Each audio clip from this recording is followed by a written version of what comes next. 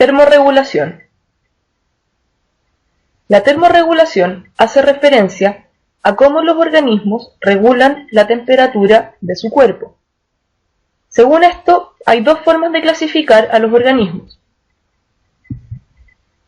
Una los clasifica en homeotermo y poiquilotermo. Homeotermo será aquel organismo que mantiene en su cuerpo una temperatura relativamente constante.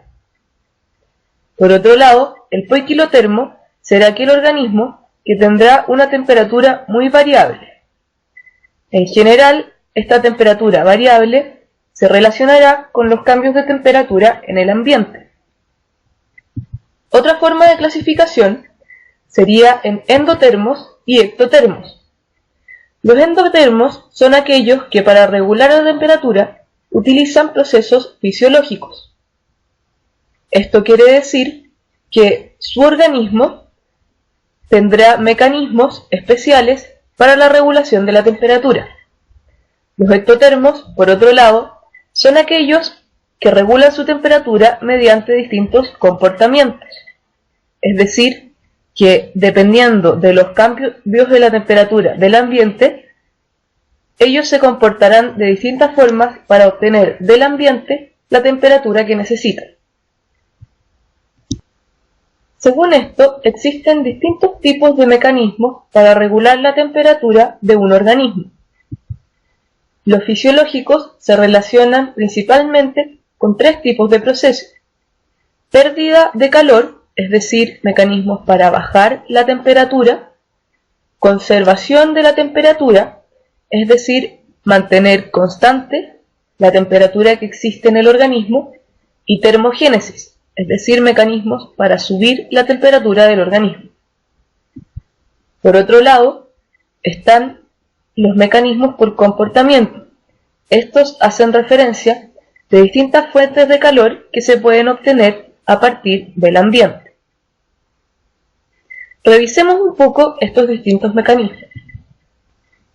Los mecanismos de pérdida de calor son principalmente tres. Por un lado está la sudoración, que es la pérdida de líquido a través de la piel.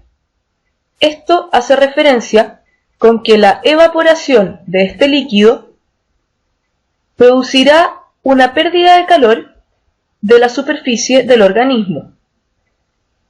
Por lo tanto, será muy eficiente a la hora de bajar la temperatura del organismo.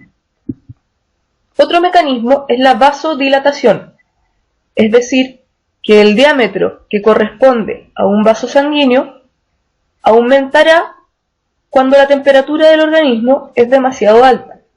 Esto sobre todo en los vasos superficiales. Esto hace referencia a que gran parte de la temperatura del organismo se encuentra asociado a la sangre. Por lo tanto, si la sangre está en mayor contacto con la superficie, el organismo podrá perder más calor. Por otro lado, los mecanismos de conservación de la temperatura son principalmente tres. Contrario a lo discutido anteriormente sobre la vasodilatación, se encuentra la vasoconstricción. Esto quiere decir que disminuirá el diámetro de los vasos sanguíneos periféricos. Esto con el objetivo de que no se pierda la temperatura que está asociada a la sangre, de modo que se conserve todo el calor al interior del organismo. Otro mecanismo es el de contracorriente. Esto hace relación a que la sangre que va hacia las extremidades de los organismos, que es donde más calor se podría perder, va en arterias que están estrechamente asociadas a venas. De esta forma, la sangre que se va moviendo hacia la extremidad y que tiene por tanto alto calor, ya que viene desde el centro del organismo, va a traspasar parte de su temperatura hacia la sangre venosa, que va de vuelta al cuerpo. De esta forma, no todo el calor de esta sangre se perderá en la extremidad, sino que parte de este se recuperará en la sangre venosa para que esta sangre no llegue tan fría al cuerpo. Un último mecanismo de conservación de la temperatura es la piloerección, o lo que nosotros conocemos como piel de gallina. Este es un mecanismo que se produce en aquellos organismos que tienen pelo, ya que tiene el objetivo de crear una capa de aire entre el pelo y la piel para, en esta capa de aire, aislar el calor y que así no se pierda la temperatura corporal. Otro tipo de mecanismo de termorregulación son los mecanismos de termogénesis, es decir, formación de calor. Estos son principalmente dos. Los mecanismos tiritantes hacen relación a movimientos involuntarios de músculo esquelético.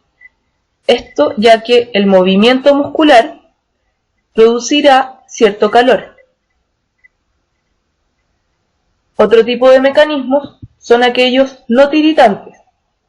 Estos son característicos de organismos recién nacidos y tienen relación con un tipo especial de tejido llamada grasa parda. Este tejido no se encuentra presente en los organismos adultos y tiene la función de descomponerse en caso de que sea necesario generar calor. Será grasa que puede quemarse muy fácilmente para la generación de energía calórica.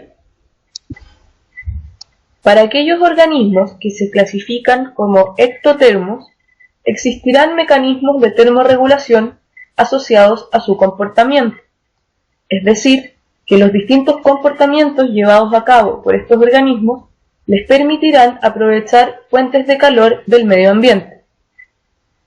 Estos se asocian directamente a las formas tradicionales de transmisión de temperatura. Por lo tanto, existirán mecanismos asociados a la radiación en que los organismos absorberán calor, que se incluye en la energía de la luz solar, y los mecanismos asociados a la conducción, en que los organismos se mantendrán cerca de objetos inertes que tengan alta temperatura para absorber parte de su calor.